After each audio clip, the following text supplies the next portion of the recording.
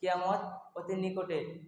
তো আল্লাহ রাসূল সাল্লাল্লাহু আলাইহি ওয়াসাল্লাম যে যে ঘটনা বলেছে এগুলো আমরা একটু জানবো।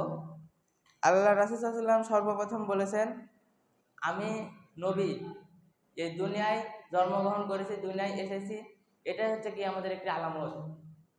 আল্লাহ রাসূল সাল্লাল্লাহু আলাইহি ওয়াসাল্লাম এখন থেকে ১৫০০ বছর আগে মক্কায় জন্মগ্রহণ করেছিলেন। এখন থেকে ১৫০০ বছর পরে আমরা পৃথিবীতে অবস্থান করছি। আপনাদের কাছে একটা প্রশ্ন করলাম যে ১৫০০ বছর আগে আল্লাহ রাসূল সাল্লাল্লাহু আলাইহি ওয়াসাল্লাম বলে গেছেন যে আমি জন্মগ্রহণ করেছি, এটাই কি আমাদের একটি আলামত। ১৫০০ বছর পরেও পৃথিবী এখন রয়েছে, তাহলে আর কতদিন রইবে বা থাকবে, এখন আমরা এটা আমাদের বিবেককে প্রশ্ন করলে জানতে পারবো। ১৫০০ বছর আগে আল্লাহ রাসূল সাল্লাল্লাহু আলাইহি ওয়াসাল্লাম বলে গেছেন আমি জন্মগ্রহণ করেছি, এটা কি আমাদের আলামত। এরপরে তিনি বলেছেন আমার মৃত্যুবরণ হবে, আমি মারা যাব, এটাও কি আমাদের একটি আলামত। এই দুটাই ঘটে গেছে, আল্লাহ রাসূল সাল্লাল্লাহু আলাইহি ওয়াসাল্লাম জন্মগ্রহণ করেছেন এবং তার মৃত্যুও হয়েছে। এরপরে আল্লাহ রাসূল সাল্লাল্লাহু আলাইহি ওয়াসাল্লাম বলেছেন কিয়ামতের একটি অন্যতম আলামত হচ্ছে মুসলমানদের ধন সম্পদ বেড়ে যাবে। এক সময় ছিল যাদের রাখাল শ্রেণীর পায়ে জুতা কেনার টাকা ছিল না, দিনে একবেলা খেতে পারলে দুই বেলা না খেয়ে থাকতো, সেই সকল শ্রেণীর মানুষেরা ধন সম্পদে পরিপূর্ণ হয়ে যাবে।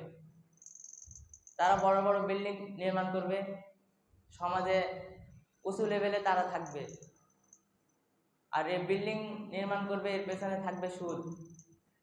আল্লাহ রাসূল সাল্লাল্লাহু আলাইহি ওয়াসাল্লাম বলেছেন কি আমাদের একটি বড় আলামত, অন্যতম আলামত হচ্ছে সুদ। সুদের ব্যাপারে আল্লাহ তাআলা কুরআনুল কারিমে বলেছেন যে সুদের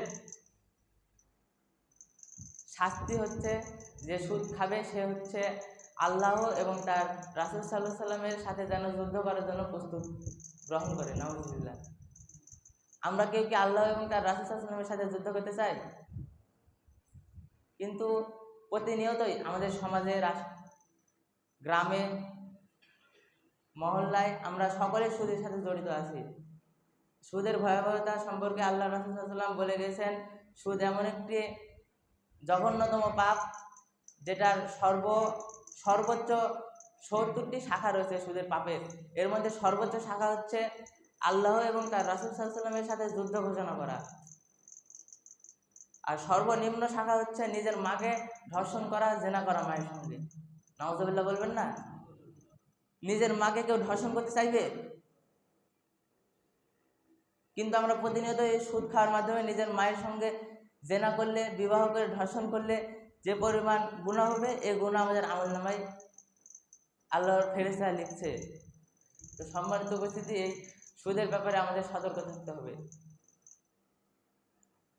আল্লাহ তাআলা এই সুদের ব্যাপারে বলছেন কুরআনুল কারিমের সূরা বাকারায়, ইয়া আইয়ুহাল্লাযীনা